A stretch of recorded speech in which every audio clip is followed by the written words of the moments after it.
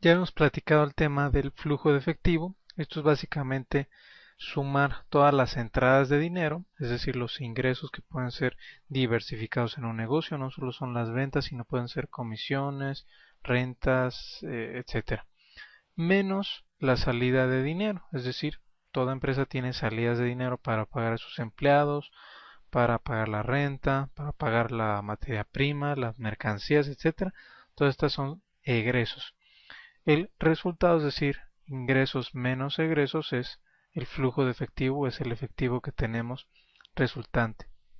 La razón más importante de checar cómo estamos en el efectivo es para ver si podemos hacerle frente a las deudas próximas. Recuerde que ya habíamos comentado que un problema muy común en las empresas no es en sí que no tengan utilidad, si tienen utilidades. El problema muchas veces es el efectivo para pagar lo que necesitan pagar.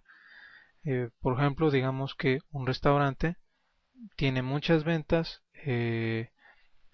tiene mucha gente, vende bien, etcétera, pero necesita comprar a lo mejor producto o materia prima, por ejemplo, caviar, etcétera, digamos que es un restaurante de 5 estrellas y todo esto pues tiene un costo bastante alto, a lo mejor no sé, se va a gastar 50,000 pesos en un solo proveedor y si no tiene el suficiente efectivo para pagar esto, pues obviamente no va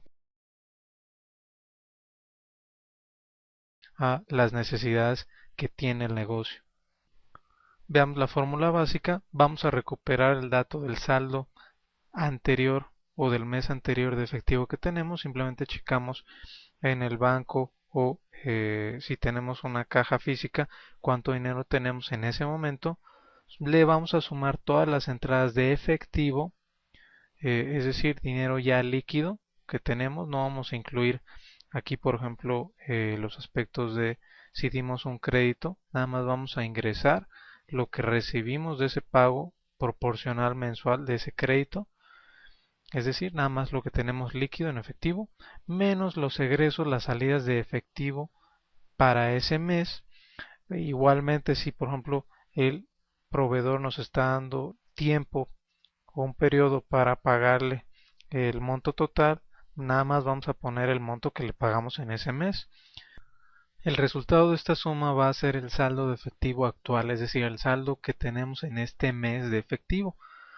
Puede ser dos opciones, puede ser que sea positivo o sea negativo. Positivo es que generamos más ingresos, es decir, más entradas de dinero de lo que sacamos de dinero.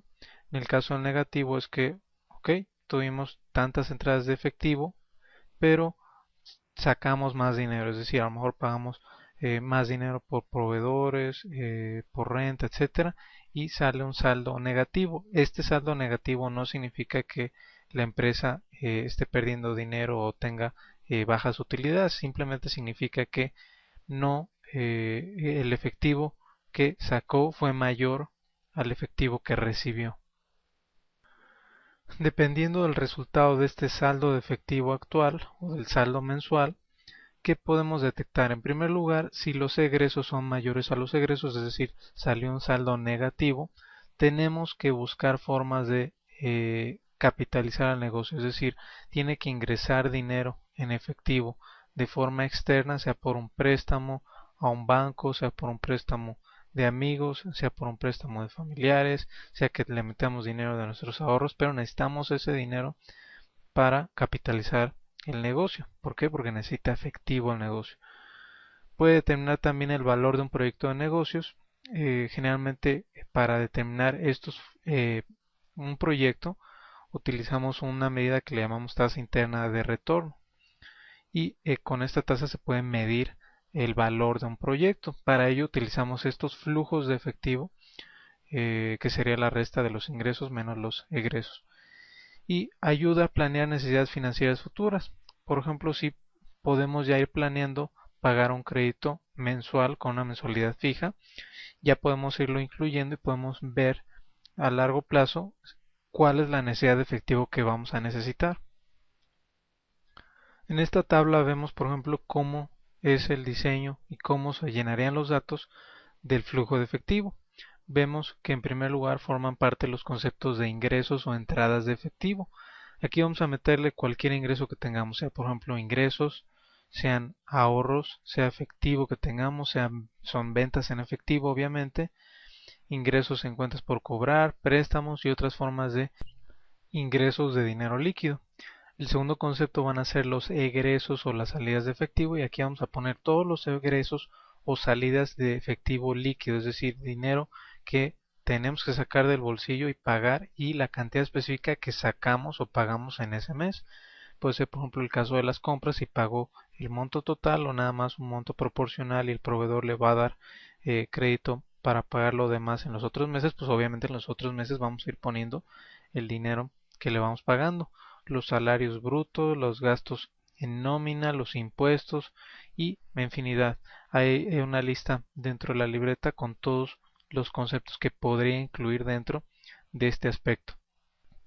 En el caso de que usted solicite un préstamo o un crédito, sí es importante manejar una tabla diferente o un aspecto específico para todo lo que tenga relación con créditos. ¿Por qué? Porque los créditos que implican, en primer lugar, un pago del principal, es decir, usted solicitó, por ejemplo, 100,000 pesos, va a tener que pagar una parte proporcional de esos 100,000 pesos mensualmente, pero también va a tener que pagar otras cosas. Por ejemplo, los intereses de esos 100,000 pesos que le prestaron, esa es otra salida de dinero. Por ejemplo, algún costo de trámites, eh, algunas comisiones adicionales que cobre el banco o el prestamista, etcétera. Finalmente vamos a hacer una suma donde vamos a sumar todos los ingresos, sumamos los egresos y restamos ingresos menos los egresos menos toda la cuestión de los créditos y préstamos y nos va a dar un saldo neto.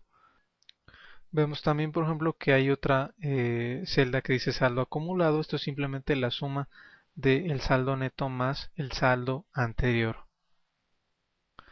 Puede checar este formato en Excel dentro del módulo 11A y viene una hoja donde se puede llenar los datos del flujo de caja.